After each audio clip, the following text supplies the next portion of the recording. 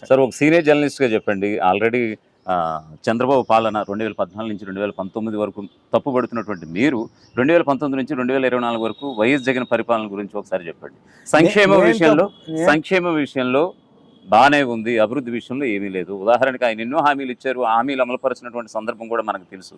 అంటే అన్ని హామీలు 600 హామీలు ఇచ్చి ఒక్క హామీ అమలు చేయట్లేదు చంద్రబాబు అని 2014 మేనిఫెస్టో వైఎస్ఆర్సీపీ ఇప్పటికీ ఎండగడుతూ వస్తుంది. కానీ ఉదాహరణకు చూసుకుంటే కనుక 23 మంది ఎంపీ సీట్లు ఇచ్చి ప్రత్యేక హోదా మీద గలం ఎత్తకపోవడం కారణం ఏమిటి? మరోవైపు స్టీల్ ప్లాంట్ ప్రైవేటీకరణ చేస్తున్నప్పుడు ప్రభుత్వం తరఫున ఎంతో కొంత ఉద్యమం చేయాల్సింది ఉంది కదా అని చెప్పేసి గవర్నమెంట్ మీద కూడా, ప్రస్తుత గవర్నమెంట్ మీద కూడా విమర్శలు వచ్చినటువంటి పరిస్థితి. ఇంకా మరీ విషయానికి వస్తే కనుక దశల వారీ మద్యపాన నిషేధం అన్నారు.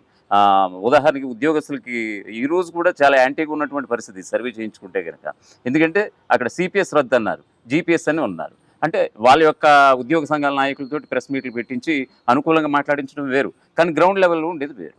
సో ఓవరాల్గా దశల వారి మద్యపాన నిషేధం ఏమైపోయింది, జీపీఎస్ అన్నారు అదేమైపోయింది, గ్రామాల్లో ఉన్నటువంటి రోడ్ల పరిస్థితి ఏమైంది? కేవలం సంక్షేమం చూసే ఓటు వేస్తారా?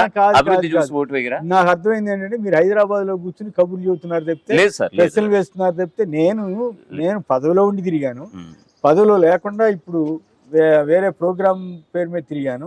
మీరు చెప్పినట్లుగా రోడ్ల పరిస్థితి లేదు. 10% ఎప్పుడైనా ఉంటాయి, చంద్రబాబు టైంలోనే ఉన్నాయి, కాంగ్రెస్ టైంలోనే ఉంటాయి, ఎప్పుడైనా ఉంటాయి. ఎందుకంటే అక్కడున్న వాతావరణం, నేల స్వభావాన్ని బట్టి కొన్ని పాడవుతుంటాయి, ఎప్పుడు కూడా బాగు చేసుకుంటుంటారు, వెళ్తుంటారు. అట్లాగే జగన్ గారు కొత్త టెక్నాలజీ తీసుకొచ్చి బాగు చేయిస్తున్నారు, చాలా చోట్ల బాగుపడి, ఇంకా కొన్ని చోట్ల బాగుపడాల్సిన పరిస్థితి ఉండొచ్చు, నేను కాదనట్లా. కానీ ఈనాడు ఆంధ్రజ్యోతితో దిక్కుమాలిన రాత్రులు చూసి అవన్నీ మీరు నన్ను అడిగితే మీరు వాళ్ళ దగ్గరికి వెళ్ళండి, వాళ్ళు ఏం చెప్తే అది రాసుకోండి, నాకేం అభ్యంతరం లేదు. కానీ ఇక్కడ వాస్తవం ఏంటంటే మీరు చెప్పిన వాటిల్లో అంటే నేను చెప్పిన ఒక్క నిమిషం వస్తాను. అన్ని ఈనాడులో ఆంధ్రజ్యోతిలో మీరు నన్ను అడుగుతున్నారు. నేను అది అంతవరకు అది అమలు చేయలేకపోయినా కూడా వాస్తవం, అది నేను చేయలేకపోయాను, వాళ్ళే మరి మిగతా 99 హామీలు పట్టించుకోరే. పేదలకి ఇళ్ల స్థలాలు ఇస్తా అన్నాడు, ఎవరైనా ఇచ్చారా? జగన్ తప్ప 31 లక్షల స్థలాలు ఇచ్చాడా లేదా? వాలంటీర్ల వ్యవస్థను పెట్టి ఇంటింటికి తీసుకెళ్లి పెన్షన్లు ఇస్తున్నాడు, అన్ని స్కీములు అమలు చేస్తున్నాడా లేదా? మరి గ్రామ సచివాలయాలు పెట్టి సర్టిఫికేట్లు మీ ఇంటికి తీసుకొచ్చే కార్యక్రమం. మీ వయసు అంతా, నేనైతే ఇప్పుడు 67లో 68లోనే ఉన్నా. ఈ వయసులో ఇదివరకు రోజు సర్టిఫికేట్ కోసం వెళ్ళాలంటే నానా స్పాట్లు పడాల్సి వచ్చింది. ఇప్పుడు వాలంటీర్కి ఇస్తే తీసుకొచ్చి మొత్తం సంతకం పెట్టి ఇచ్చి వెళ్తున్నాడు.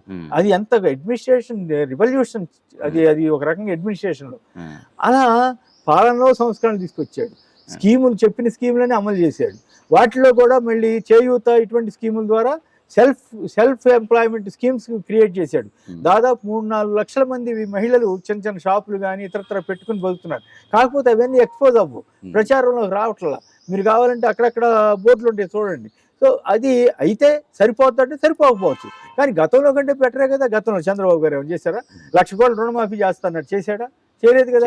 15,000 కోట్లు చేసి చేతులు ఎత్తేసాడు. పైగా ఏమన్నాడు? రైతులు ఆశపోతులు అన్నాడా లేదా?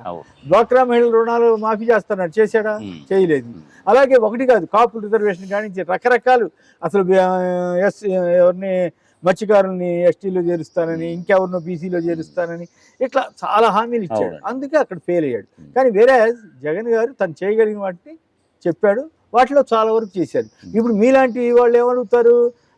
ఈనాడు ఆంధ్రజ్యోతి రాసే చెత్తంతా చదివి కేవలం సాక్షి కూడా చదువుతాను సార్. మీరు సాక్షి చదివితే చదవండి, నాకేం అభ్యంతరం లేదు. సాక్షి చదివినా చదవకపోయినా సాక్షి చదివితే మీరు ఇట్లా దిక్కుమాల కోసం లేరు. ఎందుకు కాదు, ఎందుకంటే వాళ్ళు కనీసం నాకు అర్థమైంది ఏంటంటే, నేను గత కొన్ని సంవత్సరాలుగా చూస్తున్నాను, సాక్షికి రాకముందు వచ్చిన తర్వాత కూడా చూస్తున్నాను కదా, వాళ్ళు పనిగట్టుకు అబద్ధాలు రాయరు.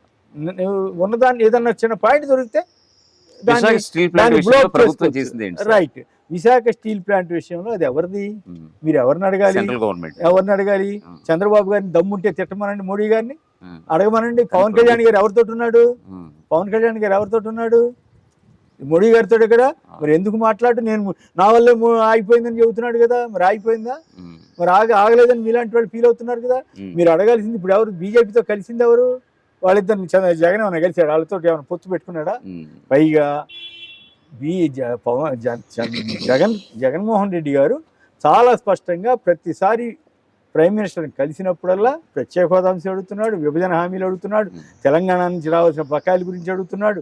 అలాగే 23 మంది ఎంపీలు కాదు, 25 మంది ఎంపీలు ఇస్తే కేంద్రంలో గనక ఆ పూర్తి NDA స్థాయి కూటమి. మద్దతు రాకపోతే అప్పుడు మనం గేమ్ ప్లే చేసి మనకి ప్రత్యేక హోదా సాధించుకోవచ్చు అని చెప్పాడు సార్ తప్పితే ఫస్ట్ అది చెప్పలేదు కదా సార్. ఫస్ట్ తో సహా మీరు వినకపోతే నేనేం చేసేది, ఫస్ట్ టైం నుంచి ఆయన అదే మాట మీద ఉన్నాడు. ఇప్పుడు కూడా స్టార్టింగ్ అసలు ఆయన అదే మీకు చెప్పారు. తెలుసో లేదో, ఉమ్, అసలు నేను ఆశ్చర్యపోయాను. ఉమ్, ప్రధానమంత్రి ఫస్ట్ టైం ముఖ్యమంత్రి అయిన తర్వాత ప్రధానమంత్రిని కలిసిన తర్వాత బయటకు వచ్చి ఏమన్నాడు తెలుసా, ఉమ్, మన కర్మ బీజేపీకి పూర్తి మెజార్టీ వచ్చింది, మనం ఏం అడిగినా వాళ్ళు పట్టించుకునే పరిస్థితి లేదు, మన కర్మ అన్నాడు. ఉమ్, నాకు తెలిసి ఒక ప్రైమ్ మినిస్టర్ దగ్గరికి వెళ్ళి అంత ధైర్యంగా మాట్లాడిన వ్యక్తి ఎవరంటే జగనే, ఇంకెవరు లేరు. ఉమ్. చంద్రబాబు గారి లాగా మాట మార్చాడా, ప్రత్యేక హోదా వద్దు ప్యాకేజ్ కావాలని ఏమన్నా అడిగాడా?